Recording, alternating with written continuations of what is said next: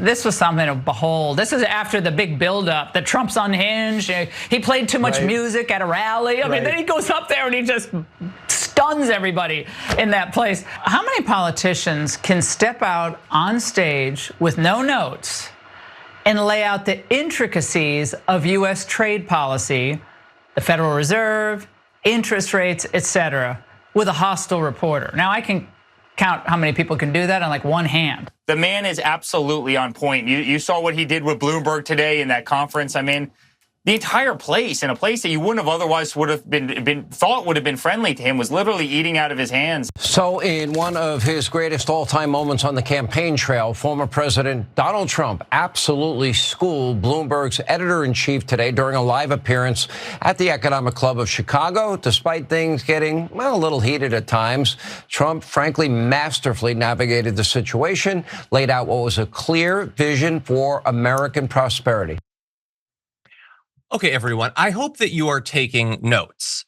Sorry, not you, the viewers. I just mean the section of our audience who might be either current or aspiring North Korean propagandists in their media, because that is, I mean, that's the craziest gaslighting ever, okay? Masterfully covered the material, intricacies, the nuance, one of the greatest moments on the campaign trail. They were eating out of his hands. We hear from these people who don't believe that. They don't believe anything. Laura Ingram's terrible. She seems like a terrible person. I don't think she's particularly exceptional in any way.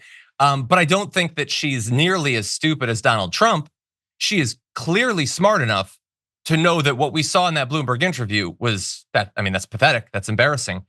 Nuances and intricacies, like he was asked about tariffs. He literally doesn't understand what they do. He doesn't understand who pays for them. He doesn't understand the immediate after effects of launching tariffs. He doesn't understand how other countries would do the same and would cut our exports that go around. He doesn't understand anything about anything to do with the economy. And every one of those massive liars knows it. And unfortunately, the Fox News viewing audience, those who are awake, they see that and yeah, no, Sean killed it. Because of course they're not watching the whole Bloomberg thing. Even if they did, they probably wouldn't be able to see Donald Trump for the ignorant failure that he is. And they come out of a day of watching Fox News and think, yeah, no, he's together. He's still got it, you know. He talked about the DOJ and he talked about Google being mean to him. And I think that's probably the deepest thought that anyone has ever had, let alone expressed without notes, Sharon.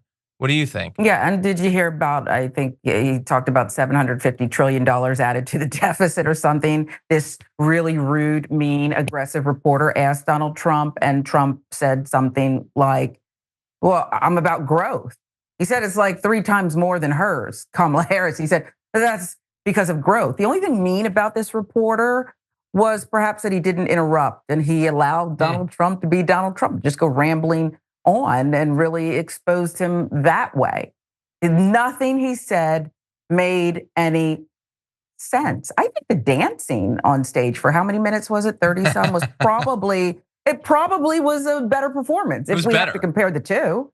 Wouldn't you think? Objectively, it was better. And honestly, I'm sure during that Bloomberg interview, Donald Trump was probably thinking, can we just go to music? And I think much of the audience was thinking, can we just go to music? Because this is pathetic. Yeah. But by the way, Okay, it wasn't Laura.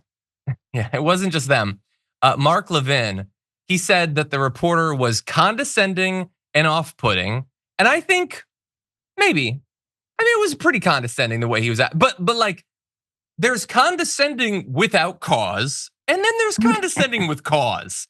If you are a person that cares deeply about the economy and businesses and maybe comes to the wrong conclusions about what we should do, I doubt I agree with that guy on much. And then you see this massive raving moron talking about this stuff in a false way, I would probably get pretty condescending. Arguably, that's how the last 19 minutes of the show have gone. But anyway, he goes on to say, Trump handled it all with great temperament, skill, and substance. Extremely impressive. I think this is the host of Breaking Point, Sagar. He's the more conservative of the two. Says, I could watch a million videos of a rich Brit who runs Bloomberg getting told off about tariffs and the Fed. Now look, most of that tweet is about liking seeing the rich Brit get told off, which is fine. I don't know what his particular problem is with rich Brits, but fine. But like, he wasn't being told off about tariffs by Trump because Trump doesn't know what tariffs are or what they do, and he's lying to people about it. He either doesn't know or he does know and he's lying. I don't know generally what Sagar says about Trump and his economic policies, but Trump doesn't know anything about any of this. And he already added like trillions to the national. He already lied massively about what he would do in his first 4 years. It was an utter failure. Now he's telling lies about what he'll do in the next one. It seems like that's probably a bad setup for his second term. And Trump has just filled his feed with a bunch of people saying, no, that was actually, don't believe your lying eyes, don't believe your lying ears, don't listen to anything. What you saw, oh my God, it was like a master class. It was a Harvard, PhD level analysis of no, it wasn't. It wasn't. At a certain point, a base level of honesty is required of the media, which is to say that would not be impressive for a high school freshman. That would not be impressive. I mean, maybe 8th grade, I don't know. They don't think about the economy a lot, but then they have the summer break, they come back. Now they're in a different mindset, they're in a different building, it's high school. I would expect more of them at that point. That was utterly pathetic. He's a failure. He's a failure as a person, he's a failure as a candidate, and he will be, if he happens to get in, a failure as a president once again. Any final thoughts? And so at this point, I think we have to acknowledge that the people who are literally, they've laid eggs on him and they are feeding off of his waste. The people around him, the Stephen Millers, the Fox News, they're feeding, it's abuse. It's elder abuse. He does not know what he's doing, where he is. He's still got that meanness that's just even worse now. I think he really would do something that is very harmful and violent to people he disagrees with. But other than that, he's no longer with us. And so, all of these people who are writing the statements, Stephen Miller said, this is the greatest thing ever, the best performance I've ever seen. It's sad. They're like pushers, these drug dealers. They want to keep you hooked. And that's what they're doing to him. I honestly do believe it's elder abuse, even if he's caused so much hurt and harm to people that they kind of want to look the other way. That's what's going on here. I think you've never been more right about anything that you've said. Wow. You know how like the right said about Joe Biden that like, oh, he doesn't know what's going on. He's just being used by the people around him. I think that was probably a little bit overplayed. I think the people around him probably like Joe Biden. They've worked with him for a long time and they don't want to see him go. And they're just trying to do whatever. But I think there's probably a little bit of that. Like, well, he's not really paying attention. So regardless, it's 1,000 times worse with Donald Trump. Kristi Noem at the thing yesterday talking about like, well, sir, you said you wanted to play a song. And then in the teleprompter, it's like, please answer 2 more questions before going to music. Like some of them are just desperately trying to hold this guy up. Like, oh God, I don't know if I can hold till election day.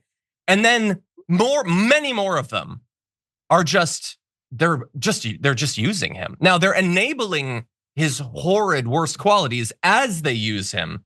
Stephen Miller, because he wants anyone with a darker skin tone than absolutely pale to be thrown into the center of the sun. They all have their own reasons. Much of it is money. But I think you're 100% right. That's what it is now.